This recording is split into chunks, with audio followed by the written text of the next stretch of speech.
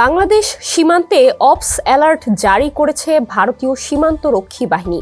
এই সংক্রান্ত একটি নির্দেশনাও জারি করা হয়েছে বিএসএফ এর পক্ষ থেকে।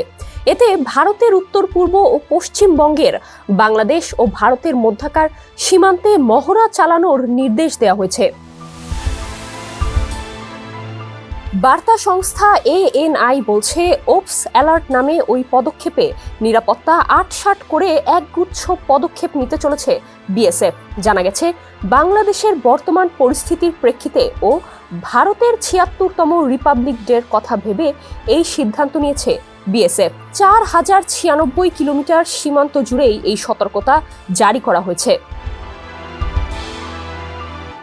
এতে ভারতের পক্ষ থেকে নিরাপত্তার আরও কড়াকড়ি ও বর্ডার আউটপোস্টগুলিকে আরও শক্তিশালী করা হচ্ছে। এই ওপস অ্যালার্ট চলাকালীন পেট্রোলিং সহ আরও অন্যান্য সক্রিয়তা বাড়াতে বলা হয়েছে বলে জানা গেছে।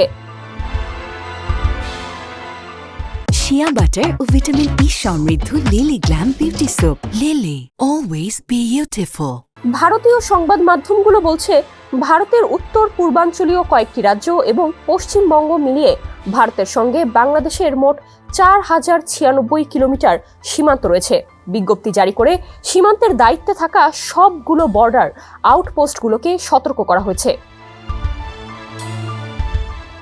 বৃহস্পতিবার সন্ধ্যায় জারি করা নির্দেশনায় বলা হয়েছে, ২৩ জানুয়ারি থেকে আগামী ৩১ জানুয়ারি পর্যন্ত বিএসএফকে অত্যন্ত সতর্ক থাকতে হবে। এই নির্দেশনাকে বিএসএফ এর পরিভাষায় নাম দেওয়া হয়েছে অপস অ্যালার্ট। বৃহস্পতিবার জারি করা এই নির্দেশনায় বলা হয়েছে, বাংলাদেশ সীমান্তে বারবার মহড়া চালাতে হবে, নিরাপত্তা ব্যবস্থা নিশ্চিদ্র করতে হবে, প্রয়োজনে রাতে অতিরিক্ত জওয়ান মোতায়েন করে নজরদারি বৃদ্ধি করতে হবে। বিএসএফ এর আশঙ্কা, প্রজাতন্ত্র দিবস উপলক্ষে সীমান্তে পরিস্থিতি খারাপ করার জন্য ওপার থেকে উস্কানি আসতে পারে।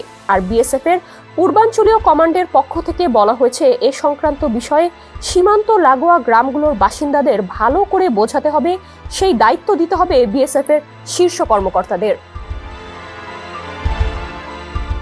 ইতোমধ্যেই বিএসএফ এর পূর্বাঞ্চলীয় কমান্ডের স্পেশাল রবি গান্ধী নির্দেশ দিয়েছেন, বিশেষ করে যেসব সীমান্ত এলাকায় কাটা তারের বেড়া নেই বা নদী রয়েছে সেখানে নজরদারি বাড়াতে হবে। আগামী ৩১ জানুয়ারি পর্যন্ত এই অ্যালার্ট জারি রাখতে নির্দেশ দিয়েছেন তিনি। গত ৫ আগস্ট শেখ হাসিনা বিক্ষোভের জেরে বাংলাদেশ ছেড়ে ভারতে পালিয়ে যাওয়ার পর থেকে ভারত বাংলাদেশ সীমান্তে অস্থিরতা বেড়েছে। ডেস্ক রিপোর্ট, সমকাল।